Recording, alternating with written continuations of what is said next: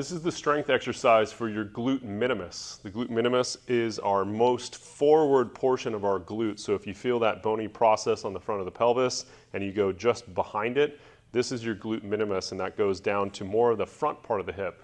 So the difference of the glute minimus with any of the other glute muscles is it actually functions the hip into internal rotation. So because it moves into internal rotation, we've got to do a different exercise than we typically do for the glutes. So I'm going to have her, she's in a sideline position, the head is supported. What I want to do, depending on the shape and the size of your body, is we're going to take these pads and just put them between the knees, and that sometimes helps just the comfort of the knees as we rotate through this upper thigh. But then we also want to try to have this femur or this upper thigh more parallel to the ground so that we don't have a downward angle of that leg.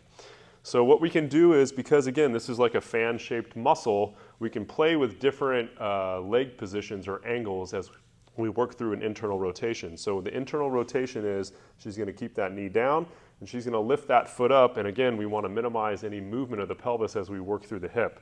So she can work through internal rotation. Right now we're at about 90 degrees. And what we can do is we can feel immediately that we're getting a contraction right there in that part of the hip for that part of the muscle. Okay? As I move the leg down in position slightly, that's going to change our fiber direction and our intent on the muscle. And so that's going to be more of those middle fibers.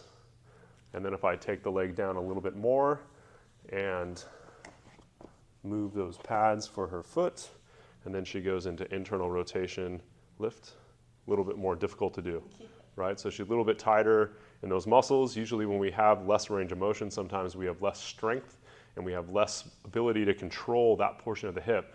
So to have proper stability of that hip, we need to be able to balance out the external rotators, which most of the muscles for the hip are external rotators, and the internal rotators, which is going to help stabilize, and that helps to stabilize this whole lateral side of the hip.